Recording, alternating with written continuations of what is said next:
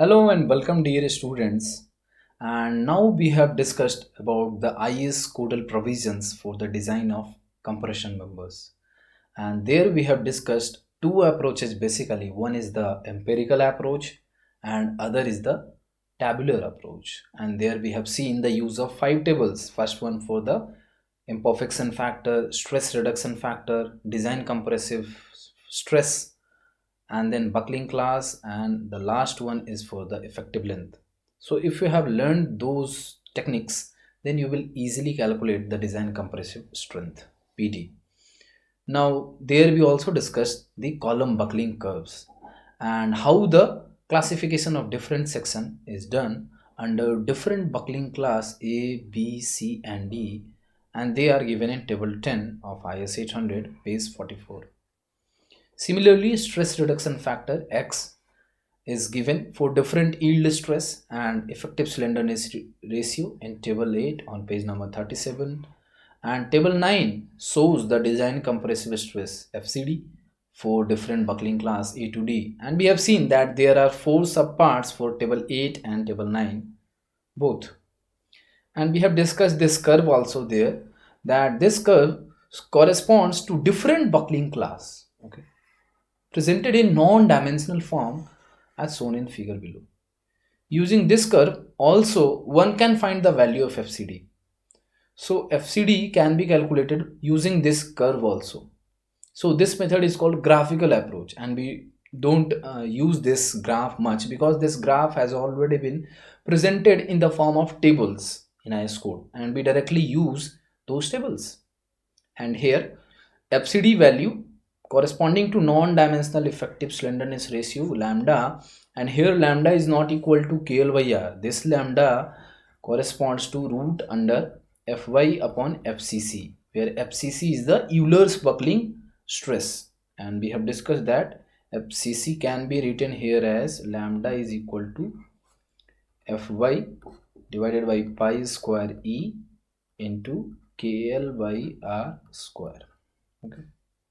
And then we have discussed the table 10 where buckling class for different cross section is being done, and this is very interesting if you see all these tables. And at the last we calculate the design compressive strength PD, and we can apply any axial compressive force up to this value of PD only, and as soon as the applied load exceeds this design compressive strength PD, then column will buckle. And this PD is equal to AE into FCD, where AE is the effective sectional area as defined in clause 7.3.2, and FCD is the design compressive stress obtained as per 7.1.21. And this AE you can see in this clause here, and here this clause says that AE is basically the gross sectional area only, okay, for all compression members fabricated by building, bolting, riveting, so long as the section is semi-compact or better. If the holes are not fitted with rivets or bolts or pins, then we have to calculate the net sectional area also by deducting the holes diameter from the width of the cross section. Okay, so that's a special case when you are not using bolts or rivets or pins in the holes and you are leaving them just hollow, then you have to calculate the value of net area there. Most of the time this is not the case. Okay, and then we have discussed different type of built up column members, and there are laced columns, battened columns, and members with perforated cover plates. So basically we will be discussing these two type of columns, laced columns and battened columns, in the coming videos also, and their design procedures also. So if you would like to see the front view of laced column, this is the diagram, and here this is the single lacing system and this is the double lacing system. So in lacing system we make built up compression member with the help of simple sections. Those sections can be either channel sections or angle sections. And these are the channel sections or the angle sections which I am talking about. And all these sections are connected with the help of these type of lacings. Okay, these are the lacings. So this diagram is the lacing on face A and face B. And what is face A and face B? If you see the cross sectional view, now if I draw the cross sectional view of this column, okay, about this cross section AA, then its cross sectional view would look like this. If I have used column sections fabrication with the help of simple channel sections, so these are the two channel section kept toe to toe, okay, and these two channel sections are connected together with the help of lacings, and in the cross section these lacings are shown with dotted lines, okay, and this is the face B. So this one is face A and this one is the face B, and on both the face the lacing is done in an alternate fashion, okay. And similarly this is the double lacing, and here two lacings are being used as in the comparison with the first one. Now if you see here in this diagram, we have shown a column, built up columns, where we have used both lacings as well as battens. So these horizontal plates which we have used, they are called battens. Here it's a combination of both the types. So these are the perforated plates columns, and there are different types of columns with single lacings and battens which we have seen normally in many of the structural elements. So now let us come to a numerical problem where we are going to see the design of a compression member. So basically we are going to use here design compressive strength from page 34 and page 44 buckling class and page 40 and 41 to calculate the value of FCD from IS 800 2007. So these are the important pages already, and let us see what are the design steps. So the very first step would be to note down all the properties of given section.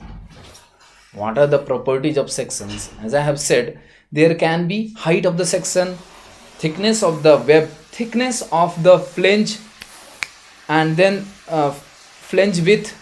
All those properties has to be listed down in the notebook from the steel table or from the back of the IS codes.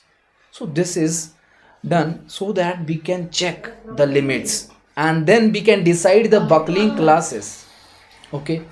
And in the second step we calculate the effective length of the column from the table number 11, okay.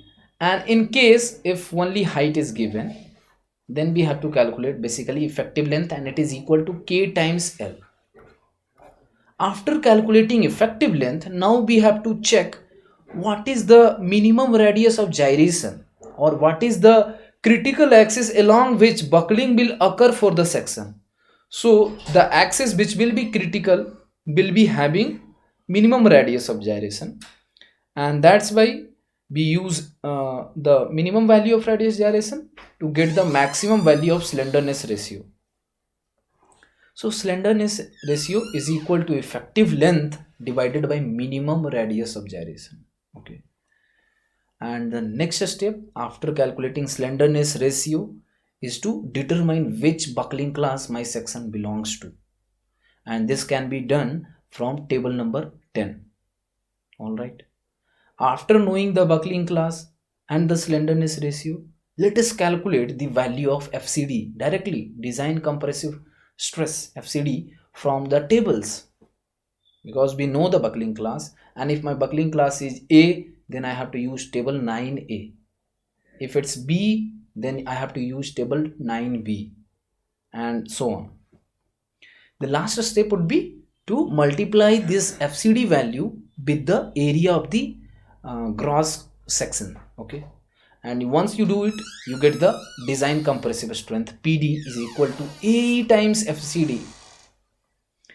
Now let us do this small numerical. This would be very interesting, but you have to take care of each and every steps. So it says we have to calculate design compressive strength for a column. Column means compressive members, which is made up of ISHB 350. Let me clear this. ISHB 350. This is the Indian standard heavyweight beam. So this is a I-shaped beam, all right.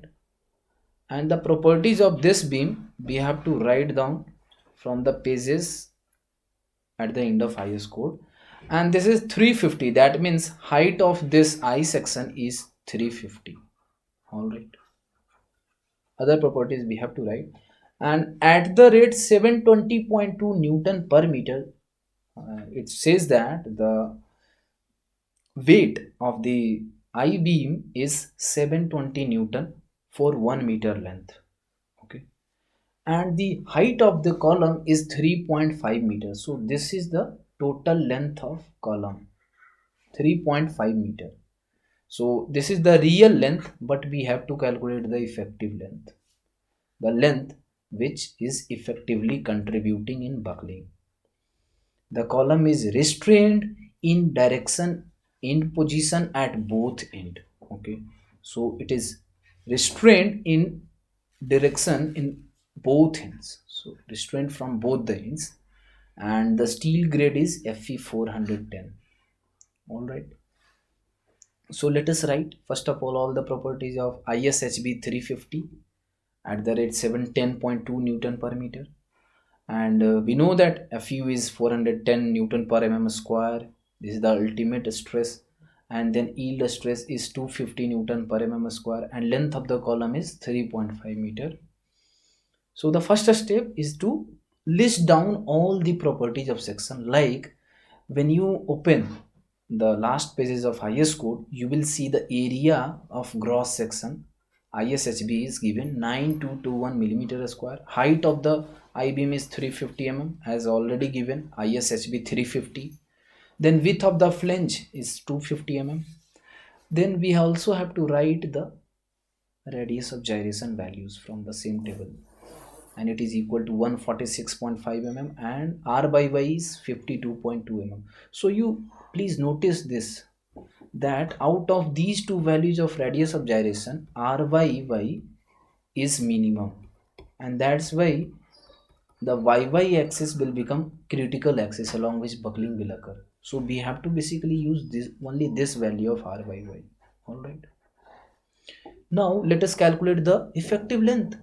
Since both the ends are restrained, that means my both ends of the column is fixed. So if you check from table number 11, for such a column, effective length is 0.65 times L, isn't it? So in this case, buckling will occur like this. It will not buckle here, but it will start buckling here, and only 65% of the length of the column will buckle. So that's why here we take 0.65 L. So the L effective is equal to 0.65 into 3.5, and L effective comes out to be 2.275. Okay, so this is my effective length, and now we can calculate the slenderness ratio. So slenderness ratio will be calculated with the help of minimum radius of gyration. So RYY here is less than RZZ. So we can decide that buckling will occur about by Y axis, and let us calculate lambda value is equal to L effective by R minimum. So when you use these values of L effective and R minimum, the units should be same. So that's why we have multiplied here 10 into 3, because R minimum is in millimeter and L effective is in meter. So that's why we have multiplied it here in 10,000. So the value of slenderness ratio comes out to be 43.58. Now this has no unit. Slenderness ratio is a non-dimensional quantity. Now the next step says we have to decide which buckling class our section belongs to. So since it is a I section, we have to check the limits H by BF. and h by bf comes out to be 350 by 250, which is equal to 1.4, and this 1.4 is greater than 1.2. Now from where I am checking this is given in table number 10, and here you can see this is my table number 10. Okay, and h by bf, if it is greater than 1.2, then we have to use either these two axes or these two axes. And here bf, thickness of flange, is also equal to 11.6 mm, which is less than 40 mm. So all these two conditions are satisfied in this case only. Okay, and if the thickness of flange would be more than 40 mm, then we would have gone for these cases also. But since TF is less than 40 mm, so we will choose only this value. So as per these limits, now we have to decide which is the axis along which buckling will occur. So YY is the axis, and this gives us that our section has B buckling class. Okay, so it's a case of buckling class B. Okay, because we know that buckling will occur about YY axis. Now let us calculate the FCD value. Now since our buckling class is B class, so we have to use which table? 9B. And from that table, for Fy equal to 250 megapascal, the KL by R value is 43.58. Now what is the value of FCD? So from the table we can get the value of FCD corresponding to KL by R 40, and this is equal to 206. Similarly, from the table we can get the value of FCD corresponding to KL by R equal to 50. We have to calculate the value of FCD corresponding to this value of KL by R, 43.58, and this can be done with the help of interpolation. And the interpolation is done here like on a straight line. We have taken 3 points. Okay, and 2 points are known. Now we have to determine the value at the midpoint. So here this one is 40 comma 206, and this is 50 comma 194. Now we have to calculate this 43.58 comma FCD. So here FCD can be calculated, and this comes out to be 201.7 Newton per mm square. Okay, so this FCD is calculated here with the method of interpolation. All right, so this value of FCD has to be multiplied with the gross cross-sectional area, which we have noted down from the properties of the section, and gross sectional area was equal to 9221 millimeter square, and this is being multiplied with 201.7 Newton per mm square. And why we have divided here with 1000? To get the values in kilonewton. Okay, so the value of PD comes out to be 1859.9 kilonewton. Okay, so this is the design compressive strength for the column section ISHB 350 at the rate of the width which was given there. So this is how we calculate the design compressive strength in case of columns. So isn't it easy? Now let us see. This was the one of the internal test which we took once, and there we asked the students to calculate the slenderness ratio for this column. You check this question, and in this case we have given the students a angle section, and here it is being asked to calculate the slenderness ratio for column of length 0.5 meter. Now we have to calculate here slenderness ratio lambda, which is equal to effective length, which is equal to KL divided by R minimum. All right, so we know that the R minimum value of radius of gyration has to be chosen. So in this case of angle section, there are 4 axes being shown: XX axis, YY axis, UU axis, and VV axis, because angle section are little different than the I section. Here there are mainly UU axis and VV axis, because these axis also comes into figure. And what happens actually, these angle section buckles along the VV axis. Why this happens? Because VB axis becomes the minor axis. So if you have studied Mohr circle, in the Mohr circle we read about the major axis and minor axis. Since I section was a symmetrical section, so in that case the principal axis, which are the major axis and minor axis, corresponded or coincided with the xx and yy axis. But in case of angle section or the channel section, specifically the angle section, which is unsymmetric, so in that case minor axis is VV axis and major axis is UU axis. Now even if you don't know these concepts, the values of radius of gyration is given here: Rx, Ry, Ru and Rv. So we know that we have to choose only that value of radius of gyration which have the minimum value out of all. So we see that Rv is minimum out of all these four values of radius of gyration. So directly use this value here. Now what is the value of effective length? So effective length depends on the boundary condition, and here one end is fixed and other is free.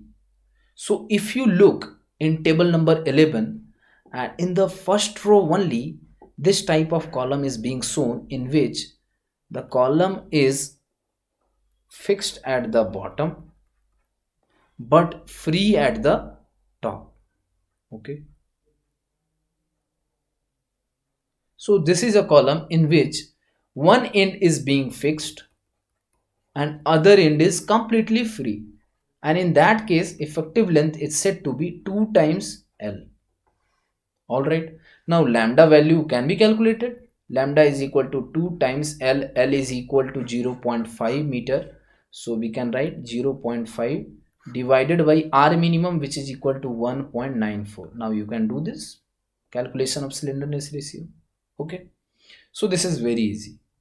Now once you have calculated the slenderness ratio, in the next question it is being asked to calculate the FCD value in the above section. Now here we are being asked only FCD, not the PD, because PD is equal to AE, area of the cross section, multiplied by FCD. But we here have to only calculate the value of FCD, not the PD. So no worry about this, and let us calculate the value of FCD. So FCD can be calculated from the tables. So which table we have to use of the table 9? It depends on which buckling class does this angle belongs to. So if you check table 10, and table 10 in the second last row, it is said that all the T section, all the angle section, all the channel section and all the solid sections belong to class number C, buckling class C. I hope you have watched the video on the IS Coudal provision for the design of compressive members. So from there we take that the buckling class is C here. So we just have to use the table 9C. Okay. And FCD can be calculated with the method of interpolation with the help of table 9C, where we know that Fy is equal to 250 megapascal, since we have Fe 410 material steel, and the lambda or the slenderness value can be calculated from here. Now in this calculation of lambda we have not checked the units, that check has to be done. So the value of radius of gyration is in centimeter, okay, and the length is in meter, so we have to multiply here with 100 also. Okay, so that will give us the exact value of lambda. So this is how we analyze a simple or compound sections in case of compression members, and this is very interesting. I hope you must have understood all the concepts, and in the coming videos we will be discussing about laced columns and batten column also. So till that, stay tuned and stay safe. Thank you.